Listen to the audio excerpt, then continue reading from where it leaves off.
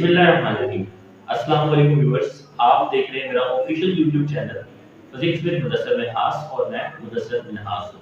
Viewers, आज का topic है सेकंड ईयर फिजिक्स से, तो बगैर देर के स्टार्ट करते हैं आज की वीडियो।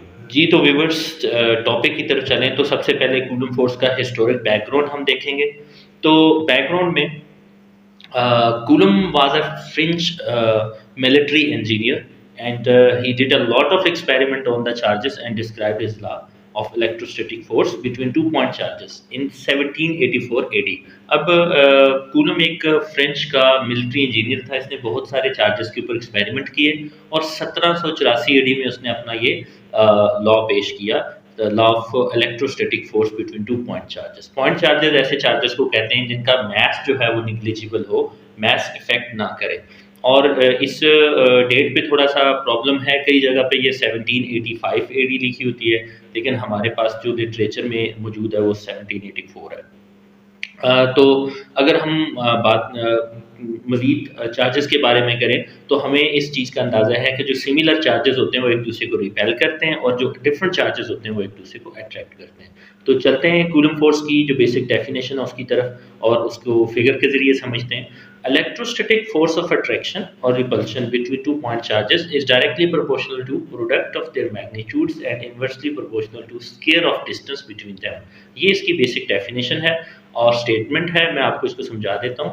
कूलम हमें ये बताता है कि लेट्स सपोज हमारे पास दो चार्जेस हैं, Q1 है, Q2 है, तो इन दोनों के दरमियान में जो फोर्स ऑफ अट्रैक्शन होगी या रिपल्शन होगी, जैसे ये फोर्स है, ये रिपल्शन की फोर्स शो की है, एक F12 इधर और F21 इधर, क्योंकि दोनों चार्जेस पे ये फोर्स मौजूद होगी। ये डायरेक्टली प्रोपोर्शनल है इन चार्जेस के मैग्नीट्यूड्स के प्रोडक्ट के, mean F is directly proportional to Q1 Q2 अगर मैथमेटिकल देखें तो ये Q1 है। और दूसरी बात ये कही गई है कि इन्वर्सली प्रोपोर्शनल है उस डिस्टेंस के स्क्वायर के जो इनके दरमियान में पाया जाता है।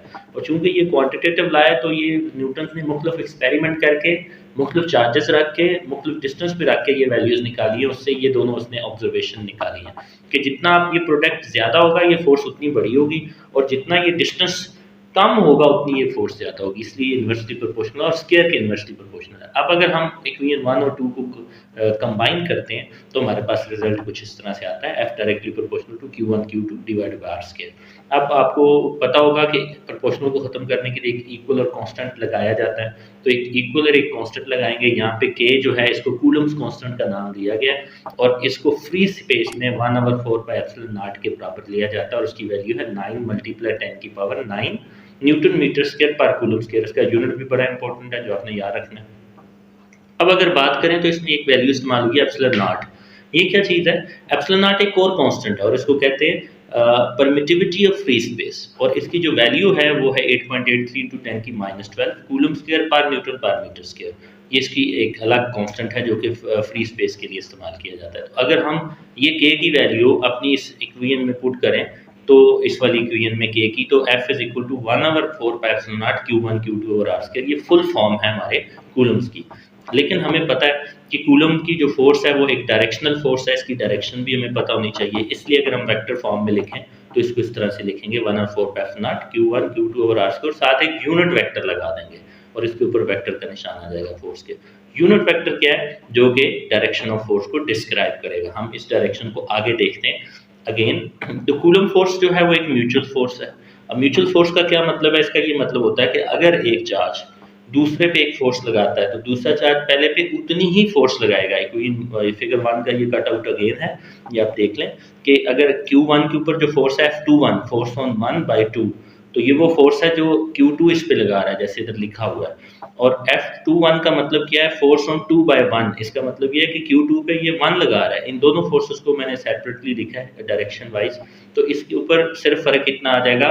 R12 यूनिट वेक्टर आ जाएगा और R21 यूनिट वेक्टर आ जाएगा। अगर हम फिगर से देखें तो ये दोनों फोर्स एक दूसरे के ऑपोजिट हैं, जैसा इनके यूनिट वेक्टर्स भी ऑपोजिट होंगे और यूनिट वेक्टर ऑपोजिट हैं तो हम इनको इस तरह से लिख सकते हैं कि F12 is equal to and opposite minus लिखा जाता है जब भी दो वेक्टर्स इक्वल हों और ऑपोजिट हों F21। इससे हमें ये आइडिया होता है म्यूचुअल फोर्स का ये मतलब है कि चाहे ये 2 कूलम का है ये 10 कूलम का है, 10 कूलम वाले ने 2 कूलम पे जितनी फोर्स लगानी है 2 कूलम वाले ने 10 के ऊपर भी उतनी ही फोर्स लगानी है।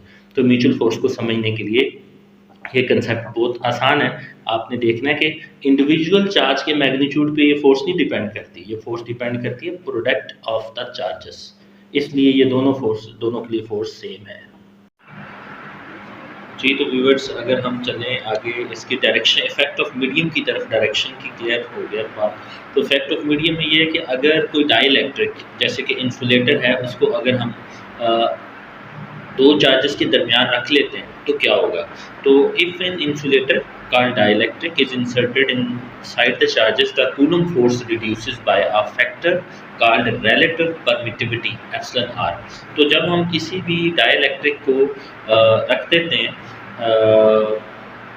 इसके ऊपर चार्जेस के दरमियान में, तो चार्जेस के दरमियान जो फोर्स होती है वो कम हो जाती है। और कितनी कम हो जाती है, जितना कि ये एप्सिलॉन आर है। और अगर हम in the presence of any dielectric लिखें तो हमारे पास कूलम फोर्स होगी 1/4 बाई एप्सिलॉन आर, इसके साथ एप्सिलॉन आर डिवाइड हो जाएगा Q1 Q2 r स्क्वायर और आर गैप, ये बिल्कुल उसी तरह से। ये अब एप्सिलॉन आर क्या है, इसको हम डाइलेक्ट्रिक कांस्टेंट भी कहते हैं, और ये हर एक मटेरियल, हर एक इंसुलेटर के लिए डिफरेंट होता है और इसकी वैल्यू हमेशा मोर देन 1 होती है। तो व्यूअर्स इस तरह से है कि अगर मेरे पास दो चार्जेस मौजूद हैं और उनके दरमियान में 20 कूलम फोर्स है, तो मैं उसके सेंटर में कोई भी एक ऐसा डाइलेक्ट्रिक रखता हूँ कि जिसकी परमिटिविटी 2 है, तो वो 20 से हाफ होकर 10 रह जाएगी।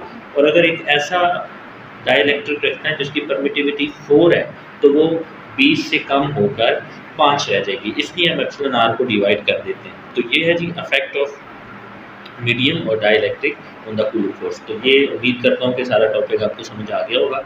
Thank you for watching. से रिलेटेड लेटेस्ट अपडेट के लिए मेरे चैनल को लाइक करें, सब्सक्राइब करें और शेयर करें। Thank you very much.